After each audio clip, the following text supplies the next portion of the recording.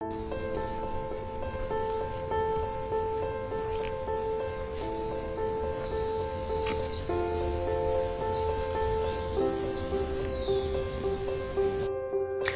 não deve saber, mas 5,8% da população brasileira sofre de depressão, segundo os dados da Organização Mundial da Saúde. Isso é mais ou menos uns 11 milhões de brasileiros. Não parece ser algo sério, até que você se assusta ao analisar as estatísticas dessa doença. Quem nunca ouviu ou até mesmo já falou que isso é frescura?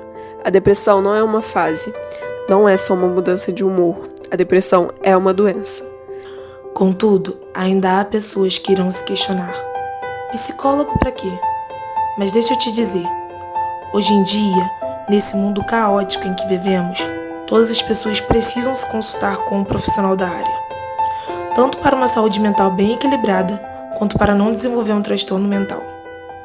Estatísticas da Organização Mundial da Saúde apontam que o Brasil lidera a taxa de países com maior índice de pessoa com transtorno de ansiedade, atingindo a marca de 9,3% da população. E baseando-se nesse quadro, podemos deduzir que dificilmente as pessoas apontadas nessas estatísticas realmente procuram ajuda. A depressão é caracterizada pela perda ou diminuição de interesse e prazer pela vida, gerando uma angústia, e algumas das vezes sem um motivo evidente. Esse transtorno psiquiátrico atinge pessoas de qualquer idade, embora seja mais frequente entre adolescentes e idosos, e exige uma avaliação e tratamento com um profissional. Então, estamos agora aqui com a Carol. Tudo bem, Carol? Tudo bom? É um pouco nervosa, mas tudo bem. Pode ficar tranquila, fale apenas o que você se sentir bem pra falar, tá?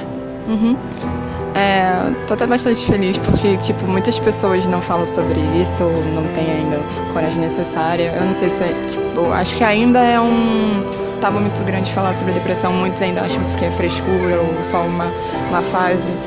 Muitas frases horríveis que eu já ouvi passar nesse momento, então... Verdade. Oi, no documentário de hoje estamos aqui com Pamela, Renato, Tamires e eu, Tia. Somos alunas do Colégio Estadual Inácio Azevedo do Amaral e somos da turma 2005.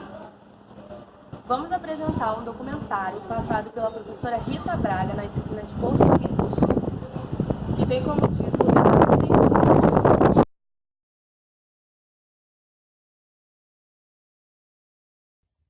A depressão é um distúrbio mental, né? Uma patologia que leva as pessoas a perderem o interesse por fazer as suas atividades, né? Tem um humor mais deprimido. É normal as pessoas terem um momento de depressão, num luto, quando perdem um ente querido, ou quando tem uma dificuldade financeira, ou um momento de estresse, mas isso costuma ser passageiro.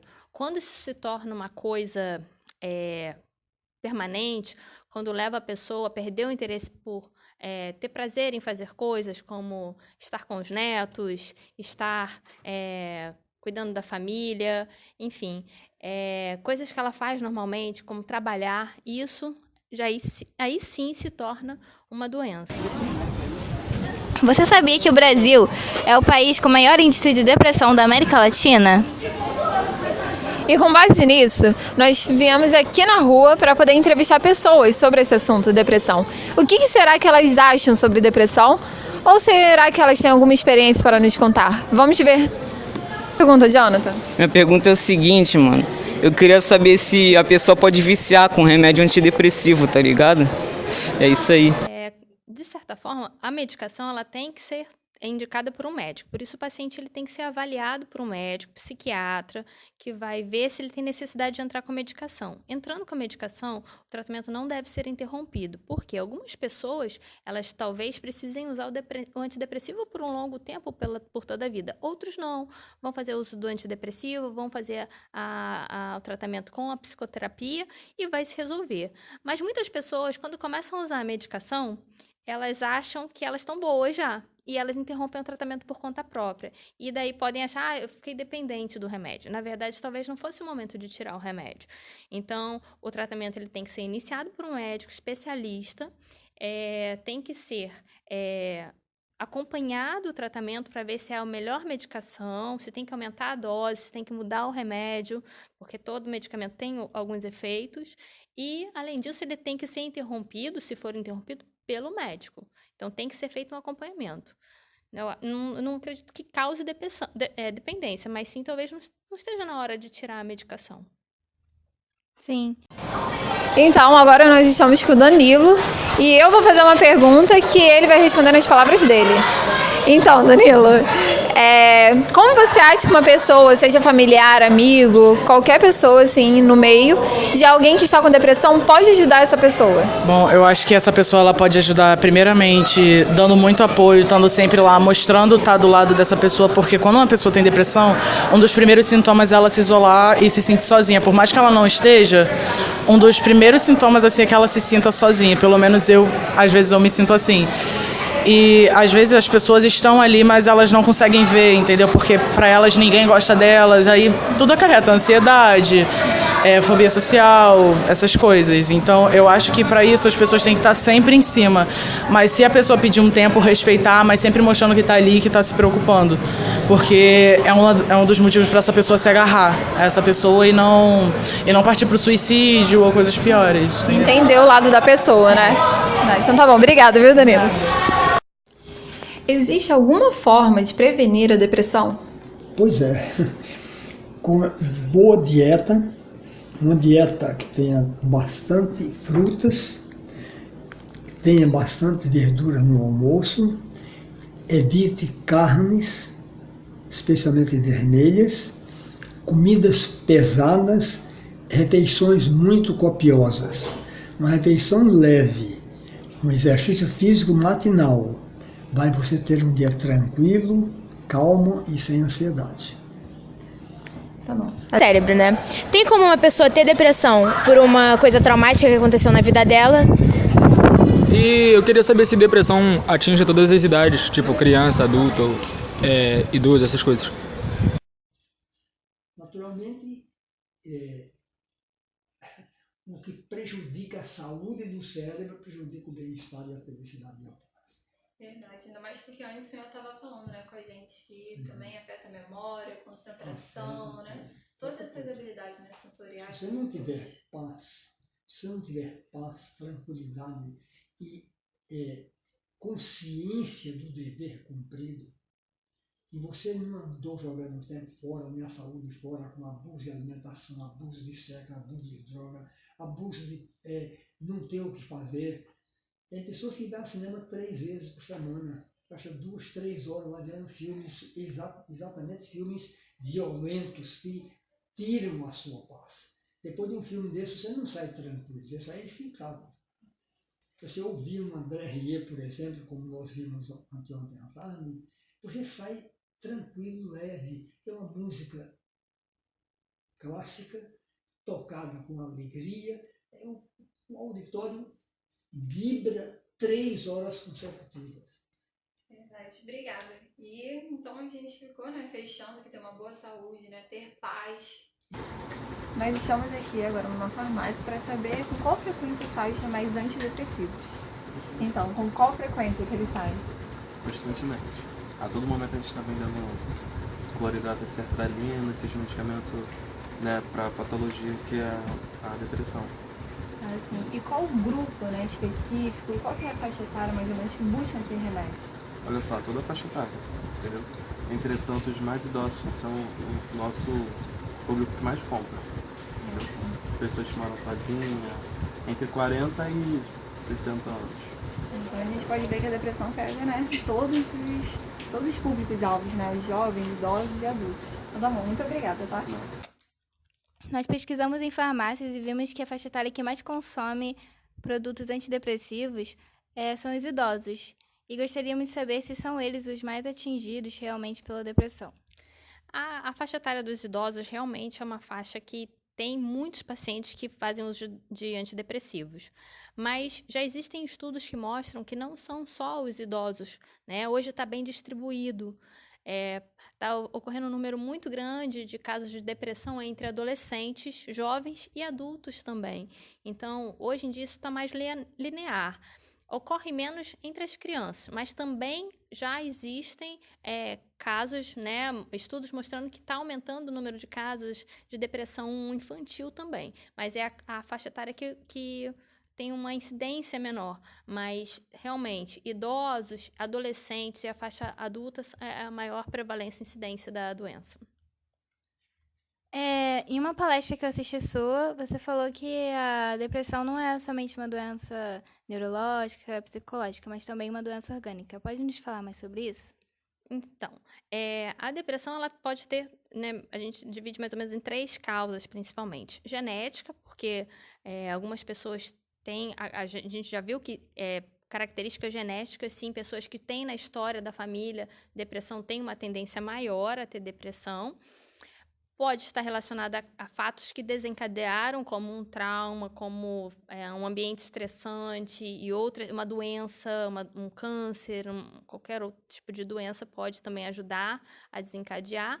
E também tem o fator bioquímico, que já tem estudos que mostram que está bem relacionada à quantidade de neurotransmissores que nós temos no organismo, principalmente a noradrenalina, a dopamina e a serotonina, que são esses neurotransmissores que eles fazem uma mediação, né, do nosso humor, do nosso ciclo de sono, de alimentação, de prazer, de ter prazer de fazer as coisas. Então, já tem estudos que mostram que essas pessoas têm uma quantidade menor desses neurotransmissores. Então, muitas das drogas que são usadas, elas ajudam a diminuir a recaptação desses neurotransmissores ou facilitam que tenha mais neurotransmissores circulando para que a pessoa essa questão bioquímica seja resolvida. Por isso que o ideal é que seja feito um tratamento com antidepressivo, para ver essa questão bioquímica, associada a um tratamento psicoterápico também. As duas, hoje em dia, o tratamento da depressão é baseado nesses 2 fundamentos. Oi, gente, estamos aqui hoje no Imperato, no Meia, para poder assistir o depoimento da Carol. E ela vai contar sobre a sua experiência sobre o assunto. Então, estamos agora aqui com a Carol. Tudo bem, Carol? Tudo bom? É um pouco nervosa, mas tudo bem. Pode ficar tranquila, fale apenas do que você se sentir bem para falar, tá? Tô até bastante feliz porque, muitas pessoas não falam sobre isso ou não têm ainda a coragem necessária. Eu não sei se acho que ainda é um tabu muito grande falar sobre a depressão. Muitos ainda acham que é frescura ou só uma fase. Muitas frases horríveis que eu já ouvi passar desse momento, então... Verdade. E agora a gente, preparou uma pergunta que é como que a depressão atingiu, os seus estudos, visto que você é uma pessoa nova. E muitos jovens também são atingidos pela depressão nessa idade. E aí a gente tem essa curiosidade de como que a depressão pode atingir o estudo de alguém, negativamente. Por onde eu posso começar? Muito tempo eu colocava pressão em mim mesma para ser, melhor nos estudos, mais responsabilidades, porque eu sou filha única na casa e a gente sempre teve uma situação muito difícil. E meus pais são separados, então meio que eu coloquei mais pressão em mim para poder fazer tudo, porque eu sou mais jovem, e ajudar minha mãe, ajudar minha avó, que também já não faz as coisas como antes. E,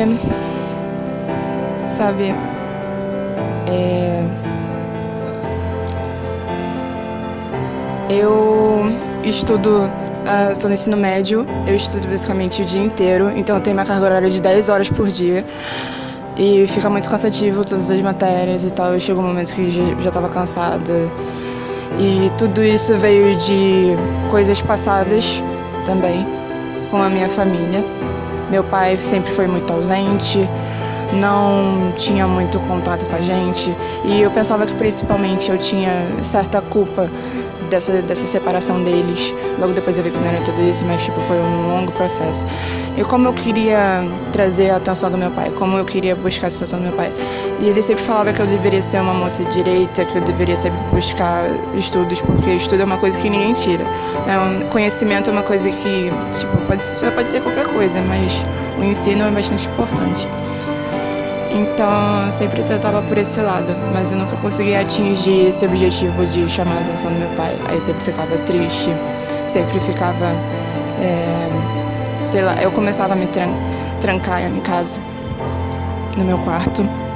Ficava todo o dia inteiro, sei lá, tentando. Eu sempre fui uma pessoa que buscava aprovação e buscava, sei lá, fui de opinião dos outros, sabe? Tentando buscar esse negócio de opinião dos outros.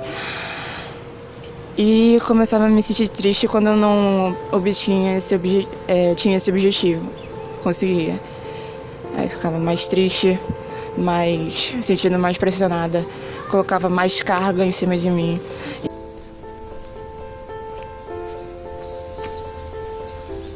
Oi galera, eu sou a Samile e o nosso trabalho foi sobre depressão, como vocês puderam ver no decorrer do vídeo.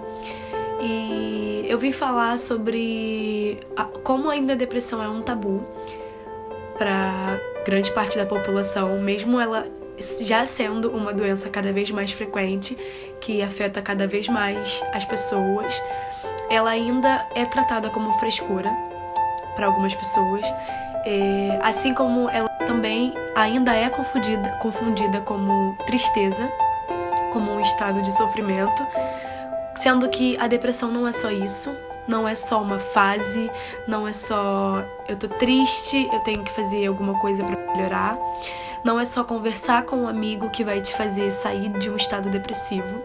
A depressão é uma doença e ela precisa ser tratada, e as pessoas precisam abrir mais os olhos diante deste fato, porque a depressão é um fato que vem acontecendo e muitas pessoas vêm morrendo porque as pessoas que estão ao redor, os familiares, os amigos, estão fechando os olhos para isso, e a pergunta que não quer calar é: até quando isso vai ser visto apenas como frescura e não como o que realmente é uma doença que precisa de tratamento?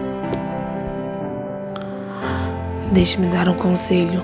Ame mais, viva mais, sorria mais, faça novos amigos. Você pode fazer bem a si mesmo. Faça uma boa refeição, faça exercícios, corra, escute alguém que precisa desabafar, ouça uma música, a melhor música, faça elogio, encoraje pessoas. Você consegue. Sair da depressão me fez entender e me deixou claro que eu não sou aquilo que sinto quando estou deprimido. Aqueles pensamentos, emoções e comportamentos são manifestações de um corpo e de uma mente em depressão. Não são a minha essência. A mente abriga e manifesta outras identidades. Alguém pode estar deprimido, mas nunca é deprimido. Não importa a duração desse estado, você consegue, vai passar. Porque eu sou alguém que esteve onde você está agora e quer que você saia, assim como eu saí. Não tem o que fazer. Tem pessoas que vão ao cinema 3 vezes por semana. Passa 2, 3 horas lá vendo filmes, exatamente filmes violentos que tiram a sua paz. Depois de um filme desse, você não sai tranquilo, você sai excitado. Se você ouvir um André Rieu, por exemplo, como nós vimos anteontem à tarde, você sai tranquilo, leve. É uma música clássica, tocada com alegria. O auditório vibra 3 horas consecutivas.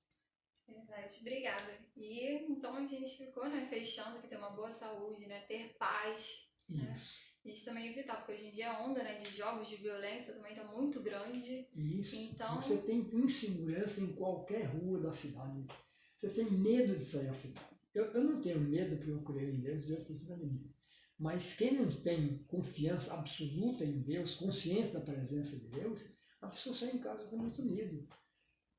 Na minha rua, eu moro na rua Sorocaba, em Botafogo, as lojas estão fechando às 7 horas da noite. Tem uma lanchonete Catarina que sempre é aberta até 10 horas todos os dias da semana. Quando agora às 7 horas fecha porque assaltos são frequentes. Então a insegurança, a pessoa não tem paz, não tem tranquilidade, não pode ter concentração nem memória. verdade. Isso tudo afeta o nosso cérebro, todas as partes dele. Tá bom, muito obrigada, viu? De nada, querida, disponha, foi um prazer. Prazer.